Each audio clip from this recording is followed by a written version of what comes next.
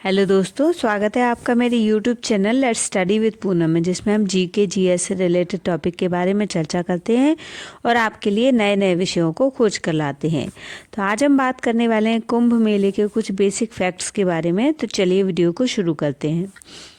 कुंभ मेला भारत में आयोजित एक ऐसा विशाल मेला है जिसमें करोड़ों श्रद्धालु हर 12वें वर्ष प्रयाग, हरिद्वार, उज्जैन, नासिक में से किसी एक स्थान पर एकत्रित होते हैं और नदी में पवित्र स्नान करते हैं।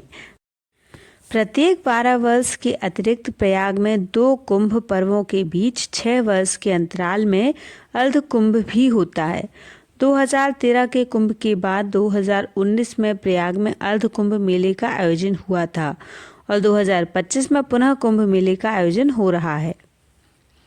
ज्योतिषीय गणना के अनुसार यह मेला पौष पूर्णिमा के दिन आरंभ होता है और मकर संक्रांति इसका विशेष ज्योतिषीय पर्व होता है, जब सूर्य और चंद्रमा वृश्चिक राशि में और बृहस्पति मेष राशि में प्रवेश करते हैं। मकर संक्रांति के होने वाले इस योग को कुंभ स्नान योग कहते हैं।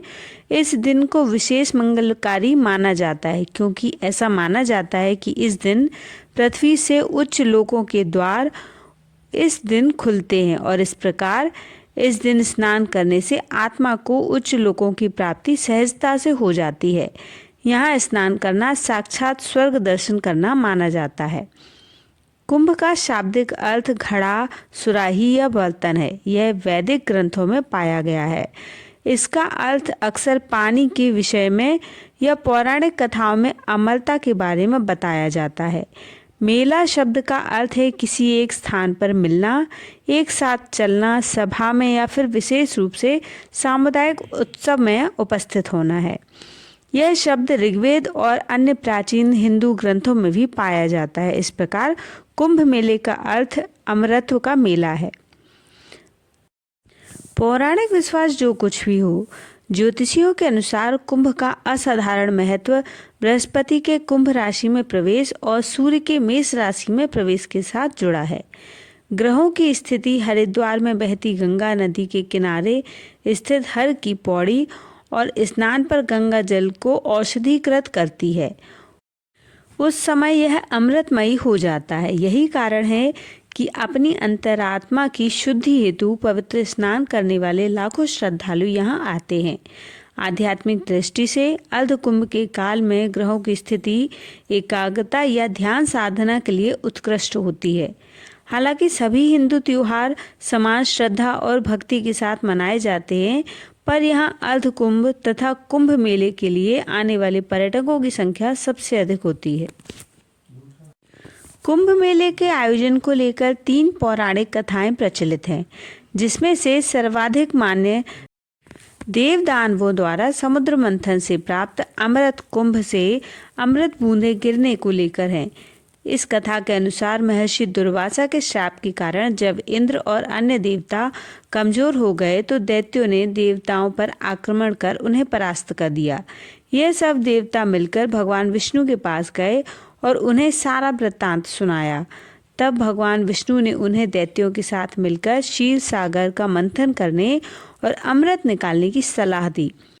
भगवान विष्णु के ऐसा कहने पर संपूर्ण देवता दैत्यों के साथ संधि करके अमृत निकालने के लिए यत्न में लग गए।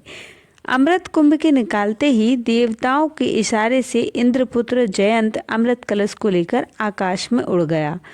उसके बाद दैत्य गुरु शंकराचार्य के आदेशानुसार दैत्यों ने अमृत को वापस लाने के लिए जयंत का पीछा किया और घोर परिश्रम के बाद उन्होंने बीच रास्ते में ही जयंत को पकड़ा। तत्पश्चात अमृत कलश पर अधिकार जताने के लिए देव दानवों में 12 दिन तक अविराम युद्ध होता रहा। इस परस्पर मारकाट के दौरान पृथ्वी के चारों स्थान प्रयागराज, हरिद्वार, उज्जैन और नासिक पर कलश से 4 अमृत की बूंदें गिरी थी। कलह शांत करने के लिए भगवान ने मोहिनी रूप धारण कर यथाधिकार सबको अमृत बांटकर पिला दिया। इस प्रकार देव दानव युद्ध का अंत हुआ। अमृत प्राप्ति के लिए देव दानवों में परस्पर 12 दिन तक निरंतर युद्ध होता रहा। देवताओं के 12 दिन मनुष्यों के 12 वर्ष के तुल्य होते हैं। अतएव कुंभ भी 12 वर्ष बाद होता है। उनमें से 4 कुंभ पृथ्वी पर होते हैं और शेष 8 कुंभ देवलोक में होते हैं, जिन्हें देवगण ही प्राप्त कर सकते हैं।